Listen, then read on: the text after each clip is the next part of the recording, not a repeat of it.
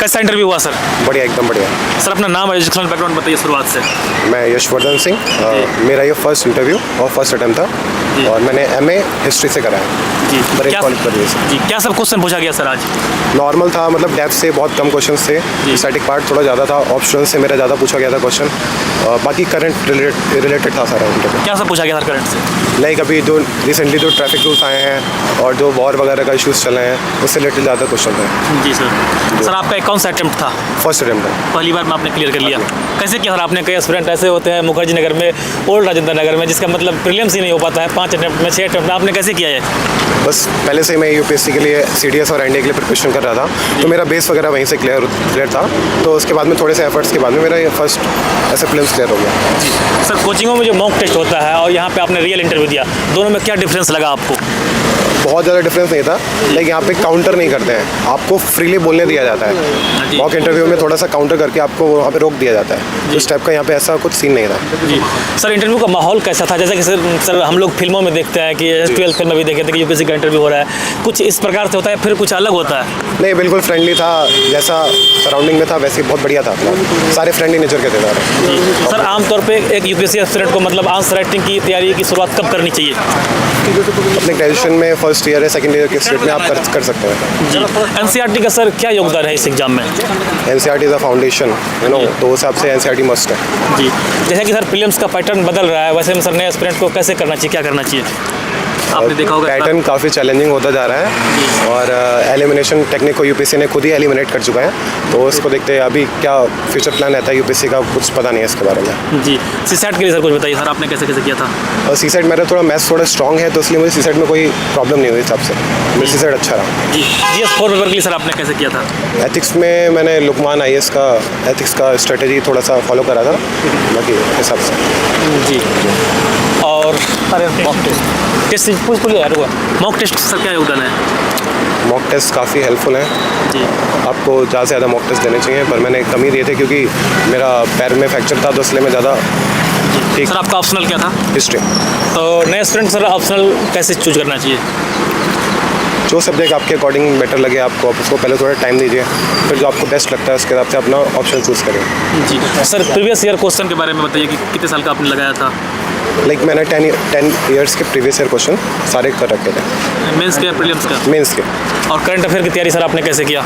Current affairs के लिए मैं स्टार्टिंग में द हिंदू का न्यूज़पेपर पढ़ता था, उसके बाद में मैंने मैगजीन PT 365 और विजन की फॉलो करी। मेंस का जो रिजल्ट और इंटरव्यू के बीच का जो टाइम रहा है, इसका यूटिलाइजेशन कैसे हुआ है आपका? मेरा ये बीच का टाइम बहुत ही ज़्यादा यूटिलाइज नहीं हो पाया, क्योंकि जब मेंस का रिजल्ट निकला था उससे थोड़े दिन पहले ही मेरे पैर में फ्रैक्चर हो गया था, तो मेरा 1 महीने का बेड रेस्ट था, तो इसलिए मैं बहुत ज़्यादा यूटिलाइज़ नहीं कर पाया। मॉक की बात रही तो मैं बहुत ज़्यादा मॉक भी नहीं दे पाया, मैं मैक्सिमम 4 मॉक्स दिए हैं, तो इसलिए मैं बहुत अच्छे से यूटिलाइज़ नहीं कर पाया।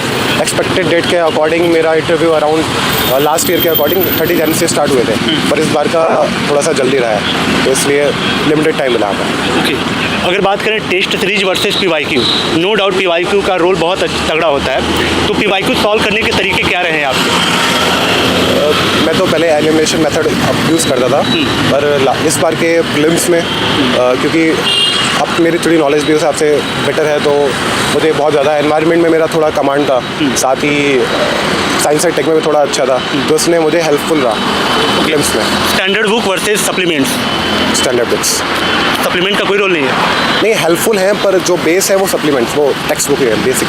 सर सेम स्टैंडर्ड बुक सब लोग फॉलो करते हैं, अगर आपको अच्छे नंबर लाना है मेंस में, नो डाउट मेंस के ही रैंक से आपका डिसाइड होता है, तो अच्छे नंबर लाना तो आपको सप्लीमेंट तो यूज करना ही पड़ेगा, वैल्यूडेशन करना ही पड़ेगा, तो वो सोर्स क्या रहे हैं?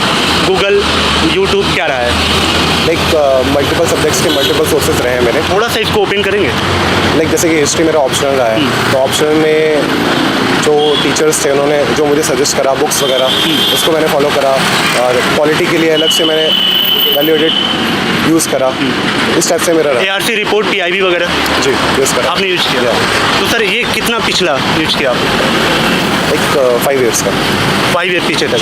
अगर करंट अफेयर की बात करें तो मंथली मैगजीन इनफ है, आपको पूरा साल करंट अफेयर के लिए पेपर यूज करना पड़ेगा? It's totally depends on you. आप चाहें तो PT 365 का आप जो ईयरली कंपाइलेशन आप वो भी कर सकते हैं। अगर आपको मंथली हेल्पफुल रहता है तो आप मंथली भी कर सकते हैं। सर आप ये मानते हैं कि निबंध वाले पोर्शन में आप कुरुक्षेत्र या ऐसी जो पत्रिकाएं आती हैं मंथली, इनका योगदान अच्छा रहता है? आपने यूज किया था? मैंने पर्सनली तो पढ़ा हुआ था। ओके। तो मुझे तो काफ़ी हेल्पफुल लगा। आर्टिकल के लिए आपने क्या यूज किया? आर्टिकल के लिए डेली बेसिस पे मैं न्यूज़पेपर ही फॉलो करता था और जो बाकी भी काफ़ी सारे ऐप्स थे मैं उससे आर्टिकल्स अपने सेलेक्ट कर लेता था। 2024 के लिए लास्ट 5 महीने रह गए हैं प्री का, तो अगर मोटा मोटा इसको थोड़ा समराइज किया जाए कि आपका रोड मैप ये होना चाहिए अकॉर्डिंग टू लाइक मैं अपनी लास्ट ईयर की स्ट्रेटजी फॉलो करना चाहूँगा और पहले आप सजेस्टेड बेसिक बुक्स आप कवर करें जो बिगिनर्स हैं और जो पहले से ही ऑलरेडी इस प्रिपरेशन में है तो उनके लिए तो ऑलरेडी अच्छा ही होगा। Okay sir, wish all the best. Thank you.